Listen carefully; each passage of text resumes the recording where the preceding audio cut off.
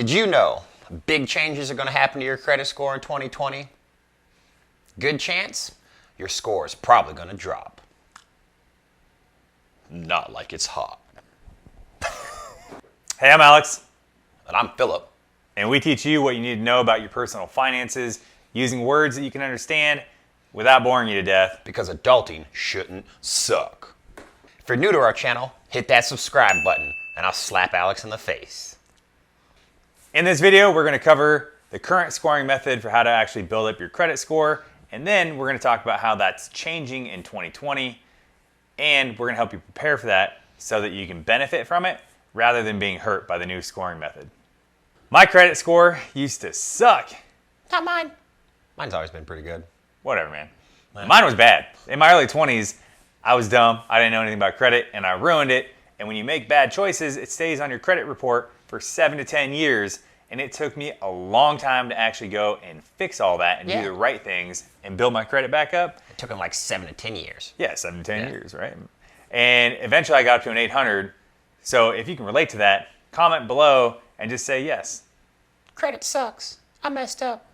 I did a boo-boo. Fair Isaac Corp, commonly known as FICO. They're the people that give you your credit score. Since 2014, we've been using FICO 9, right? They do things, credit scores, FICO uses things like iPhones and Androids with their software updates. Every so often, they're going to change it. Starting by the end of 2020, they're going to go to FICO 10, which is going to change the way they look at your credit and how they give you your credit score. The new system is going to look at late payments and debt on your credit cards more severely, but it's also going to consider your payment history more severely as well. So likely your FICO score is going to change by a result of this. Could be good, could be bad. Guess you're going to find out. Under the new FICO 10 scoring system, trending data is going to be used for the first time ever. But in addition to that, you're still going to have the same 5 key main factors that go into a credit score now. Those 5 key main factors are going to be the amount of debt owed, right, which is 35% of your overall credit score. Yep. Your balance to limit ratio, that's 30%. Mix of credit used, that's 15%. New credit is 10%. And age of credit history, which is 10%. FICO 10 expands into new territories by giving lenders a more precise assessment of your credit risk. FICO 10 does something FICO has never done before. They give lenders information on your trending data. Trending data is going to be your accounts and how you manage them over the last 24 months. This gives a better financial picture of your situation during that time. Trending data is going to include information about your balances, your minimum payment requirements, and then how much you actually paid on your credit card statements going back for the last 24 months. This new credit scoring system allows them to differentiate between people who pay their balance off every single month and then those who keep a balance from month to month and never pay it off and they just make the payments. Generally speaking, the people who pay their balance off every single month are a lower risk than those who carry a balance from month to month. Trending data also allows this new credit system to determine whether you're reducing, maintaining, or increasing your balances over time. These factors are considered under the new credit scoring system to help determine your credit risk. So consumers and lenders can help decide whether or not you're making responsible credit decisions. So what does this mean for you? You want to make your trending data work for you, not against you. And how do you do that? It means have a better payment history. Pay your bills on time, every time. And when it comes to credit, make sure you're making at least that minimum payment. But better yet, you're going to get more rewarded by FICO 10 based on this new scoring system if you're paying off your balances in full. Their whole point of this is to reduce your debt over time, not grow it. Data. Potato. Dude, Data is from Star Trek. Not even a real person. Dude, you're old. I'm a nerd. They don't even know who that is. Oh well. Yeah. I do. I don't even know who that is. With FICO 10, late payments are looked at more severely than with previous versions. It's true. Yeah. So people who miss payments, they're going to experience a more severe drop in their credit than they would have with previous versions of the FICO. So don't miss a payment. Pay it. Yeah. Do it. All your bills. All of them. The best way to avoid late payments is pay your bills on time. Pay your Yeah. So, if you're bad at that and you forget all the time, you should probably set your bills up for auto pay.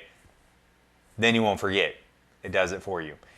The best way to avoid late payments affecting your credit is don't make late payments.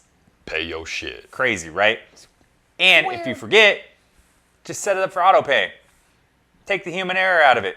Can't forget if it automatically does it for you. Even if it's just the minimum payment. Yeah. Just pay your bills on time. Yeah. Regardless of the credit scoring system, it's always going to help you if you just pay your bills on time. Yep. Don't overextend yourself. I'm telling you. One of the most important metrics used by credit card systems is your credit to limit ratio. So this is going to be how much money you have used on your credit card versus how much money you can use on your credit card. For example, if you got a $5,000 balance on your credit card, but you have a $10,000 limit, that means you're using 50% of your overall limit. That's your balance to limit ratio, right? Mm-hmm. So the higher that is, the worse it looks for you, like you've overextended yourself. The lower, the better. Yeah. Under the current FICO 9, they want you to stay at 30% or lower, whereas FICO 10, they recommend 10% or lower of your credit to limit ratio. So what that means is, if you're going to keep a balance, make sure it's less than 10% of your overall limit. Small amounts. Yeah. Yeah. They want you to be responsible. Yeah. Imagine that. Crazy. Credit card utilization. Did I say that right? Utilization. It's kind of a hard word to say. Yeah. Utilization. Credit card utilization. Why can't I say it faster like that? Utilization. Credit card utilization. Oh, see, got it that time. Third time's a charm. Has been around for a while and has been used by previous FICO versions. But in FICO 10, it's going to impact your credit score even more than before. But there's several ways to keep your credit card usage down. Number one, don't use it. Don't use it a lot, right? Don't put big balances on it. It's going to avoid you fees, and it's going to help keep your utilization rate low. Hey, look, I said it. Utilization rate. Win. Second, sometimes your credit lenders or your credit card people, right, they're going to give you credit card increases, right? That's going to help bring your utilization rate down. Because if you have more money you could spend, but you don't, it's going to keep it lower. Third, final one, if you don't use it a lot, just keep it open.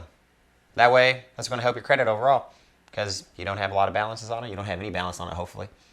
And you're just kind of letting it sit there and hang out. It's good for that credit. Personal loans might actually lower your credit score, which is a big difference from how it's been looked at in the past. Simply for having a personal loan on your credit report can actually hurt your credit now. Crazy. Nonsense. Madness. Can't believe. Yeah. Yo. I can't believe how people have been using it. Mm. Personal loans, they're used to typically consolidate your debt. So if you had a credit card with a high interest rate, you can get a personal loan for a lower rate, and you get that loan and you pay off that high amount. That's what people were doing. That's what people did. Pretty smart way of doing it. Yeah. So the problem is there's a high amount of borrowers who are dumb, and they take those personal loans and they go pay off credit cards, which is a good thing to get down that interest rate and get rid of that debt. But then once those credit cards are paid off, now they have that personal loan, they go take those credit cards and they go put a bunch of money on them again. And they rack up more debt. So the problem is, these people that get these personal loans, they go pay off their credit cards, which is a good thing, right? Because a personal loan has a lower interest rate than a credit card. Yeah. Sounds like a good idea. Yeah, sounds like a good idea, right? Mm-hmm. Until they have bad habits and they take those credit cards and they go swipe, swipe, swipey, make swipey, swiperson, and they rack it back up. And now they have a fat personal loan that they paid off their credit cards with before, and now they're back in credit card debt again. Yeah.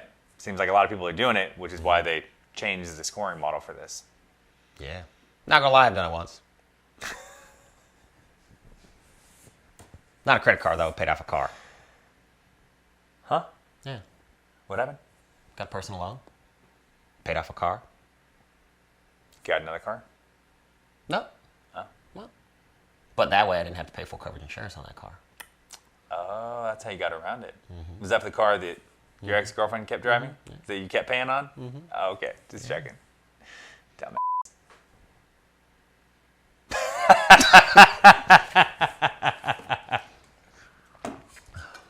So what are a few things that you can do to help minimize these effects on your credit score come summer 2020?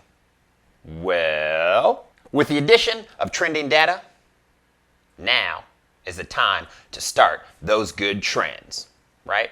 Crazy. A lot of the good practices that are in credit card management are just going to be more emphasized with this new system. So if you've been doing good things, keep doing good things. If you're looking to protect your good credit score or build your new credit score, now's the time to start. Here's a few things you should focus on so you can be ready for summer 2020. Pay your bills on time. It appears that if you make delinquent payments or you miss payments, it's going to hurt your credit score even more than it was previously, which was 35% of your overall score. So if that's going up, help yourself. And if you haven't already done it, like I said earlier, set up auto payments so you never miss a payment. Ever. Keep your balances low. Drop it low, drop it low. On your credit cards. Yeah. Right? Below 10%. They're going to emphasize on your credit utilization rate, which is your credit to limit ratio. Remember, 10%. That's the rule. Okay? The new credit system is going to emphasize on keeping the balance on your credit cards low. And if you do, your credit score will be rewarded for it. So if you have good credit, your credit score might go up under the new FICO 10 because you're already doing all the right things, most likely, right? In order to get the good credit, typically you have to keep your balances low or you pay your credit cards off every single month, which you're being responsible with. If you have bad credit currently, there's a good chance it's going to go down under FICO 10 because if you're carrying high balances and you're not making your payments on time or you're missing payments, it's probably going to go down a lot more than where it's currently at. Remember, this new system emphasizes on keeping your credit balances low. Below 10%. Yeah. Okay. Not Start paying 30. that stuff down. Yep. Used to be 30%. Now Get it's it down. 10%. Yep. Okay. Felicia? Yeah. Yeah. Best pay your bills, sucker. If you like this video, hit that like button and don't forget to subscribe. And in the comments below, let us know if you think your credit score is going to go up or down with this new credit system. Share this video with your friends too. And tag them. Yeah.